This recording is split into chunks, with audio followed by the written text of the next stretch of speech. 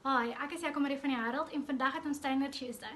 Ek is hier by Annelie van Hannah's Child Counselling om 'n bietjie meer uit te vind oor haar. Welkom. Okay, baie dankie. In die eerste plek, ek is 3 jaar in Randfontein nou. Ek kom oorspronklik van Vanderbijl af. Ek het dit child counselling en playtherapy begin swat. Toe ek swanger was, is my middelkind gebore op die ouderdom van 29 weke. So toe hy gebore is hy gediagnoseer as cerebral palsy. En op daardie tyd moes ek die kind na 'n speelterapeut, arbeidsterapeut toe vat.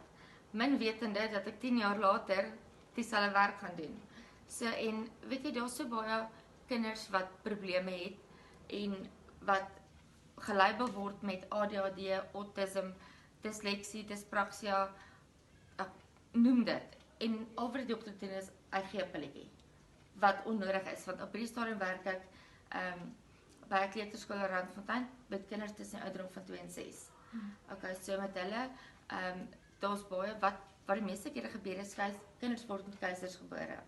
So hulle het nie daai movement om uit die baarmoeder uit te gaan nie. En dit is waar jou fout lê met geboorte gee.